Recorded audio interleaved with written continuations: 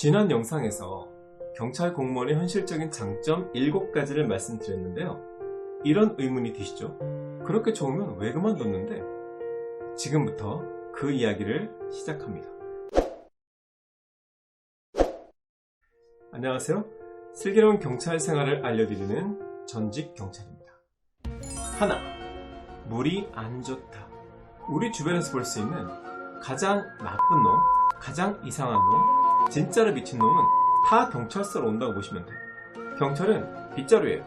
강도, 강간, 절도, 폭행, 사기 등 온갖 범죄를 저지르는 쓰레기들을 쓸어버리는 게 경찰의 할 일이죠. 그런데 빗자루는 오래 쓰면 끝이 더러워지잖아요. 그래서 평소에 좋은 생각을 많이 하고 마음의 수양을 꾸준히 하셔야 해요. 둘, 극한 직업다.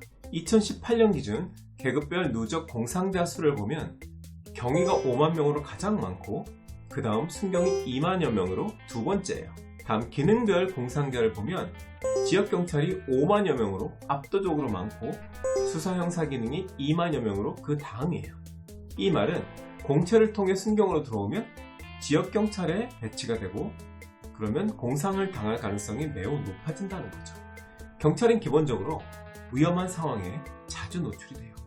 살인범의 집을 급습했다가 테이저건이 빗맞아서 시칼에 허파가 찔리기도 하고 형사 2명이 데이트 폭력사범을 잡으러 가벼운 마음으로 다방에 갔다가 용의자의 칼에 찔려 죽는 사건도 있었죠. 순직도 많아요. 교통사고 정리하다 차에 치이고 출근하다 돌연사하고 한강에 빠진 시민 구하다 익사하고 순찰 중에 LP가스통이 터져서 폭사하고 112 신고 출동했다 조현병 환자한테 칼에 찔리고 더 큰 문제는 우울증으로 자살하는 경찰관이 매년 20명이 넘는다는 거예요. 게다가 지역경찰, 교통사고조사계, 형사팀 직원들의 경우는 거의 매일 자살, 타살, 사고사당한 시신을 보고 만지고 냄새를 견뎌야 해요. 시체 냄새는 정말 몇 년을 해도 적응해야 돼요. 셋, 상상 이상으로 공권력이 약하다. 작년 3월에 관악구에 있는 모 초등학교 앞에서 50대 남자가 칼을 휘두르는데 경찰관 5명이 경찰봉을 휘둘러도 한 명을 제압을 못해요. 그러다 오토바이 헬멧을 쓴 경찰관 한 분이 얼굴에 칼을 맞는 중상을 입어요. 경찰은 왜 총을 못 쏠까요? 이런 이유예요. 만약에 헬멧 경찰관이 사망했다면 지휘부는 현장 경찰관들이 권총을 안 썼다고 징계를 할 것이고 칼잡이가 총에 맞고 죽었으면 지휘부는 또 현장 경찰관들이 총을 쐈다고 징계할 거예요. 결국 어떤 경우든 지휘부는 책임지지 않고 현장 경찰관들만 독박을 쓰는 경우가 된다는 거죠. 여러분이 112 신고를 나갔다가 주치자한테 싸대기를 맞았어요. 공무집행 방해죠. 어떻게 하실래요? 원칙대로 처리하면 형사계에 직접 가서 피해자 진술조서를 작성해야겠죠. 담당 형사는 왜 귀찮게 일을 확대시키냐고 눈치를 줄 것이고 조서를 작성하는 한두 시간 동안 내가 비운 자리는 쉬고 있던 다른 동료가 대신 근무를 서겠죠. 나중엔 웬만하면 발에 차여도 참게 돼요. 어느 날 동네 양아치 하나가 파출소에 들어오더니 나한테 쌍욕을 했어요. 모욕죄로 입건했는데 판사는 경찰관들만 있을 때 욕을 한 건 모욕죄가 성립하지 않는데요. 황당하죠? 그건 아무것도 아니에요. 교통단속에 항의하는 여성을 제압한 경찰관에게 4억 원의 국가 배상 판결을 내린 법원은 또 어떤가요? 이게 경찰 공권력이 대접받는 현 주소예요. 과연 경찰로서 소신을 갖고 일할 수 있을까요? 네, 당직은 필수, 교대 근무는 선택.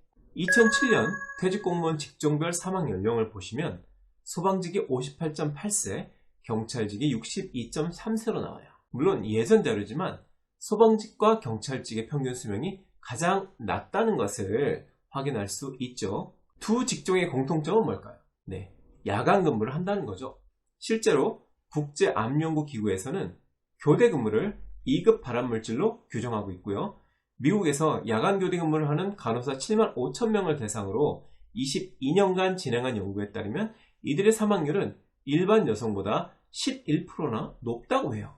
경찰에는 교대 근무를 하는 부서가 지역경찰, 형사팀, 강력팀, 교통사고조사팀, 여성청소년 범죄수사팀, 112 상황실, 유추관리팀, 과학수사팀 등 거의 전체의 70% 이상이에요.